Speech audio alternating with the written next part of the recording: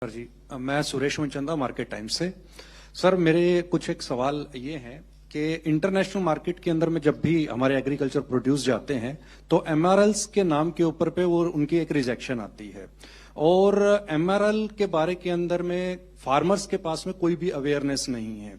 कौन कितनी क्वांटिटी के अंदर में क्या चीज डालनी है, कौन सा पेस्टिसाइड यूज करना है। हालांकि मैंने कई जगहों के ऊपर आपको देखा कि आपने फील्ड के ऊपर जाकर के नकली दवाइयों के ऊपर पे एक्शन भी लिए हैं, लेकिन अवेयरनेस जो है वो फार्मर्स के बीच में नहीं है। एक बात।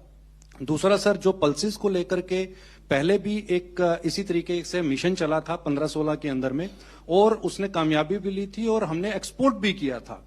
लेकिन ऐसी क्या वजह रही कि जब हम आत्मनिर्भर हो गए और उसके बाद हमने उसको एक्सपोर्ट भी किया और फिर आज हम उसी दोराहे के ऊपर पे आकर के खड़े हो गए कि एक बार दोबारा से इसकी तरफ ध्यान दिया जा रहा है। इसी के साथ ही जुड़ा हुआ मेरा तीसरा ये जो सवाल है वो ये है कि प्रैक्टिकल जो क्वेश्चन है, फार्मर्स हमेशा प्राइस सेंसिटिव है।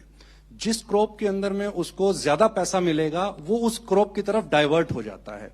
आज अगर मिशन चला करके उसको पल्सेस के अंदर में एक अच्छा प्राइस मिलेगा तो नेक्स्ट ईयर में कोई दूसरी क्रॉप ऐसी, मान लीजिए कि कॉटन है, लाल मिर्च है या मेज है, उसके बीच के अंदर में उसको अगर अच्छे पैसे मिलेंगे तो वो फिर से वापस शिफ्ट हो जाएगा पल्सेस से। तो इसके ऊपर पे आपका क्या टेक है? पहली चीज तो अवेयरनेस क्रिएट करने के लिए ही हमने ये कोशिश की कि टीम एग्रीकल्चर, जिसमें वैज्ञानिक से लेकर प्रगतिशील किसान तक शामिल है, किसानों के बीच जाए और इसलिए विकसित कृषि संकल्प अभियान चलाया और किसानों को एजुकेट करने की कोशिश की कि हमको इतना पेस्टिसाइड, इतनी ये दवाई डालनी चाहिए।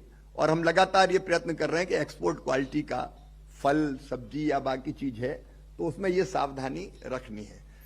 अभी विकसित कृषि संकल्प अभियान हमने समाहित कर दिया, इसमें जो हमारा पल्स का मिशन है उसके लिए, और 100 जिले जो धन धान्य के वो उसके लिए, और प्राकृतिक खेती के लिए। लेकिन अवेयरनेस का काम इसमें भी जारी रहेगा। हमारे साइंटिस्ट भी इसमें अभी भी इन मिशन के अंतर्गत गांव-गांव जाएंगे।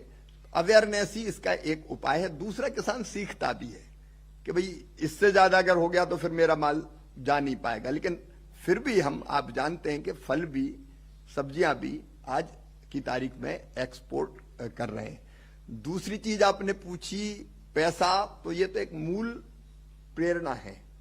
किस चीज में फायदा ज्यादा होगा ये मनुष्य में स्वभावता ही है, तो हमको संतुलन बना के रखना पड़ता है। इसलिए तो मिनिमम सपोर्ट प्राइस पर सुनिश्चित खरीद की बात आई कि भाई ये पैसा तो आपको मिलेगा ही, आप दाल लगाओ। अगर उसको मक्के में ज्यादा पैसा मिलेगा तो सोचेगा मक्का में लगाऊंगा, बहुत स्वाभाविक है। और इसलिए जरूरत देश की सब चीजें हैं, तो सब चीज पैदा होती रहे, इसलिए खरीद की भी सुनिश्चितता, रेट भी ठीक मिल जाए। इसलिए अभी एमएसपी भी आपने देखा होगा, मसूर की 300 रुपया क्विंटल बढ़ी, चने की 225 रुपया क्विंटल बढ़ी, सरसों की 250 रुपया क्विंटल बढ़ी। अभी बढ़ाई वो भी इसलिए किया कि यह आकर्षण बना रहे, क्योंकि पैसा तो मुख्य रूप से रोल अदा करता है, तो ये संतुलन बनाने की कोशिश होती है।